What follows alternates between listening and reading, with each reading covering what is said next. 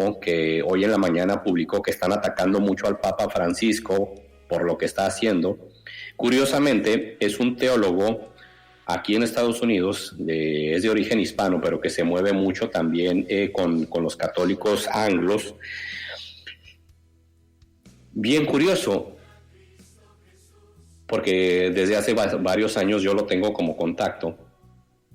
Al inicio del Papa Francisco, él era el que criticaba cada cosa que hacía el Papa Francisco, cada palabra que se leía a la boca del Papa Francisco, e incluso en alguna ocasión llegó a afirmar que renuncie el Papa Francisco. Y ahorita lo está defendiendo. Entonces, bueno, hermano, pues defínete. O sea, no se trata de atacar al Papa, no. Eso hay que aclararlo. Pero sí, por ejemplo, posteó un video del padre Luis Toro y poniendo como argumento en la publicación de que están atacando al Papa, de que el padre Luis Toro está atacando al Papa. Y entonces yo le contesté y le puse la referencia de la carta que en el siglo XIV Santa Catalina de Siena le escribió a Gregorio XI. Y bueno, porque sí, pues ahorita todo el mundo dice, es que no debes juzgar. No estoy juzgando. Jesús mismo en su palabra nos habla de juzgar, pero con justo juicio. Ahí está la clave, el justo juicio. Y bueno, pues es lo que mucha gente pues no entiende. O le causa escándalo porque dicen, es que están atacando al Papa. Bueno, sí hay gente que ataca al Papa, eso sí estamos de acuerdo. Incluso hay otro teólogo aquí en México, que se llama José Alberto Villasana, que en muchos temas es muy bueno, es un excelente investigador, pero José Alberto Villasana habla de Francisco como un antipapa. No lo reconoce como papa legítimo. Este teólogo, José Alberto Villasana, dice que el último papa legítimo es Benedicto. Pero 3 veces durante varios años, Benedicto ha dicho, Francisco es el papa. Yo le obedezco a él. Ustedes hagan lo mismo. Son 3 veces durante los años que tiene de pontificado Francisco, que el Papa, Benedicto XVI ha dicho, el Papa es Francisco. Yo le obedezco y me sujeto a él. Ustedes también háganlo. Uh-huh. Y bueno, entonces sí, también es cierto de que hay mucha gente que ataca al Papa, pero lo ataca de esa manera, diciendo que no es legítimo, que es un antipapa, que ha abierto las puertas a la masonería. Masonería, sí hay masonería infiltrada en la Iglesia Católica, sí la hay. Uh-huh. Y San Pablo VI dijo al final del Concilio Vaticano, el humo de Satanás ha penetrado a la Iglesia de Dios. Exacto. Por eso es que yo digo que nosotros cometemos pecado de omisión como laicos, por ejemplo, cuando un sacerdote lo vemos cometiendo errores graves y no lo ayudamos y no lo corregimos. No solamente pecado de omisión, sino también falta de caridad, falta de misericordia. Entonces, cuando un sacerdote o un obispo ve en un obispo también y hace lo mismo, también está cometiendo el mismo error. Entonces, los obispos que se quedan callados ante este tipo de acciones dentro de la iglesia, que no están muy sujetas a la doctrina y al bien de la iglesia, al bien espiritual del pueblo, también cometen lo mismo. Falta de caridad, falta de misericordia y falta de omisión ante el Papa. Entonces es una cadena. Entonces la actitud nuestra en este momento es esa, es no por querer crear polémica, ni creer que lo sabemos todo, ni creer que que tenemos la autoridad para criticar al Papa ni atacarlo, no, al contrario. Es un gesto de preocupación que todos tenemos derecho a compartir, y nos alegra que estemos en consonancia con una autoridad en estos tiempos como es el padre Luis Toro, que ha hablado muy claro. Usted, santidad, no pecó de idolatría, pero pecó porque hay un pueblo esperando a ver qué dice usted de esa idolatría que estaban cometiendo delante suyo, y usted vio y no hizo nada. Son palabras fuertes que podrían identificarse, ¿verdad?, con una persona que no entienda lo que está hablando el Padre Toro como un ataque, pero no, es el tipo de confrontación que hizo Pablo ante Pedro cuando fue necesario. Y si hoy es necesario tener un sacerdote así en el mundo, tenemos que orar por él, cuidarlo y defenderlo y saber que es inspiración del Espíritu Santo para estos tiempos que tanto necesitamos. Pues sí. Entonces,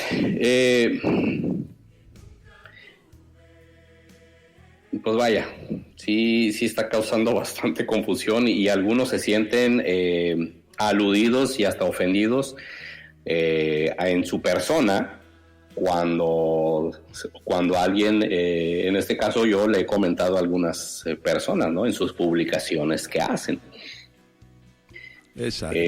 Pero por ejemplo, es de entenderse, o sea, el padre, por ejemplo, el padre Luis Toro lo que condena es la Pachamama, o sea, él no está diciendo que el Papa es sacrílego, blasfemo o hereje, no. No, y al contrario, lo dice. Usted, Santidad, no pecó de idolatría, es decir, no está diciendo que es un ídolo ni nada de eso, ¿no? Lo que sí le reprocha es el no haber aclarado al pueblo católico. Exacto. Entonces, y eso es lo que yo también mencioné al inicio del programa, o sea, ¿quién es la gente o mucha de la gente que está alrededor del Papa Francisco que introduce y promueve estas cosas? Porque el Papa, evidentemente, pues sí, es el jefe vamos a decirlo así, porque también es un jefe de Estado. Es la máxima autoridad en la Iglesia Católica, y el Papa tiene gente que son de su entera confianza o que se supone que él debería de confiar en ellos, pero muchas de esas personas pues o no le informan al Papa o bueno. Y puede haber mala intención cuando no lo hacen, ¿verdad? Y eso no ayuda, no edifica.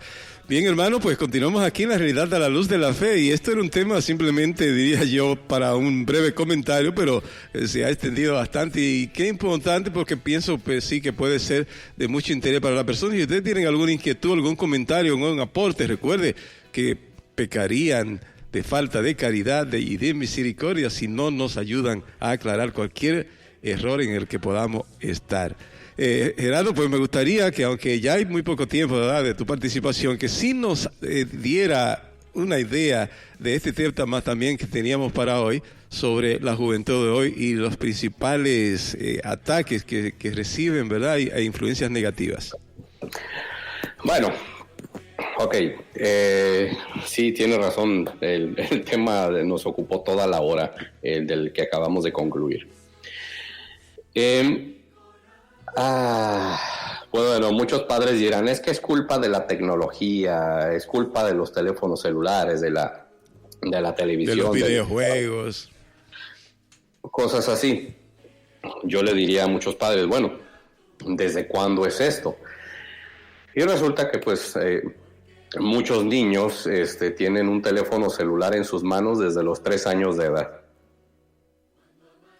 Y eso lo vemos, yo lo veo mucho en la misa, sobre todo el hispano y el latino es muy orientado a hacer eso, de que llevan a los niños pequeños, y eso está muy bien, nadie les está diciendo que no los lleven, al contrario, llévenlos desde recién nacidos. Pero enséñenles a comportarse dentro de la iglesia, que eso es diferente. ¿Qué sucede? Mucha gente, por ejemplo, están las lecturas o está la homilía, y el niño, porque es su naturaleza, empieza a ser inquieto. ¿Qué es lo que hacen muchos padres de familia? Les dan las llaves del coche para que jueguen con ellos, y están haciendo un ruido tremendo en la banca. ¡Cas, cas, cas, cas! O de repente les llevan sus juguetes, carritos, y están los niños jugando. El niño está en lo suyo. El problema no es del niño. El problema es de que muchos padres de familia no saben que a los chicos no hay que estimularlos tanto, no hay que darles tanto estímulo cerebral ni estímulo visual o auditivo como puede suceder con un teléfono celular, con una tablet, con la televisión o con la computadora.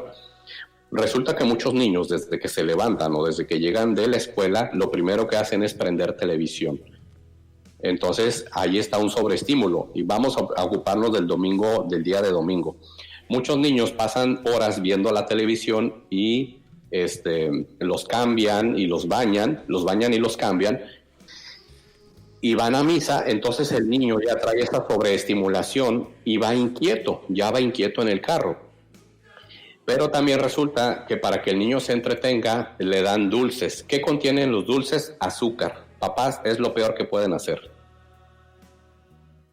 Entonces, si quieres que tu hijo esté tranquilo en misa, desde 3 años de edad, desde 1 hora antes de que salgan de la casa para ir a misa, no le des televisión, no le des el celular, no le des azúcar, sino que estimúlalo con otras cosas.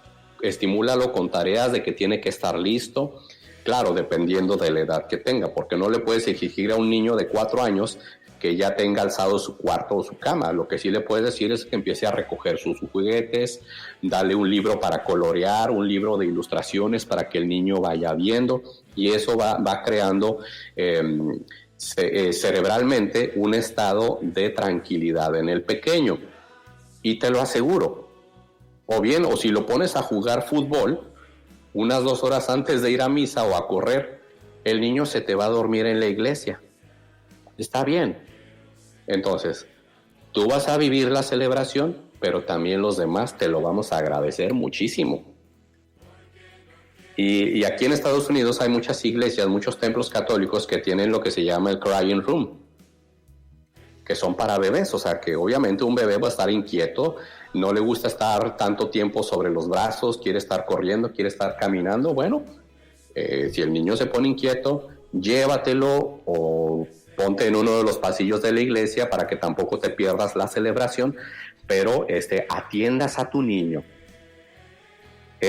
Otra de las cosas que enséñale a tus hijos, y sobre todo esto lo hacen mucho los adolescentes, tienen muy malas posturas corporales dentro del templo, debiendo estar correctamente sentados en la banca, o están casi acostados con una actitud y cara de pereza y de fastidio, o bien están con las piernas cruzadas.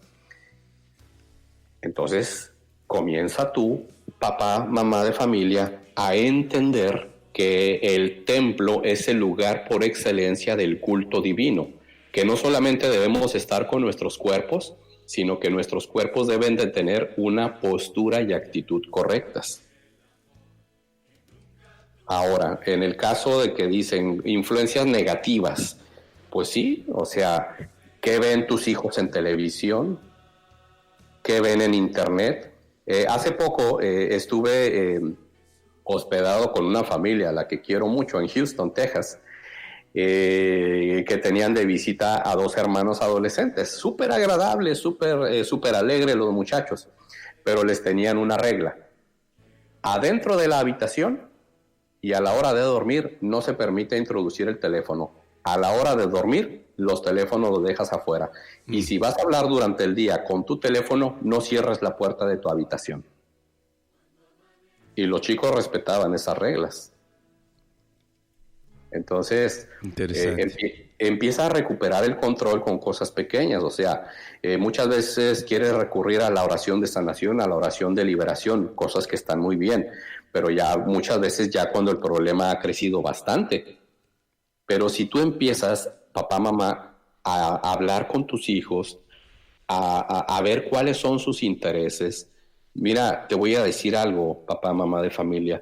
Muchos chicos se hacen adictos a la televisión, a los videojuegos, pero aunque tú estés ahí tantas horas con él o con ella, no le prestas atención. Y muchos chicos se sienten solos, y esa es su manera de decir, no me estás poniendo atención. Pero es que estoy aquí todo el día. Sí, pero no me haces caso. O nada más me dedicas 5 minutos y luego te fastidias y te das la media vuelta. ¿Y qué es lo que hacen muchos papás?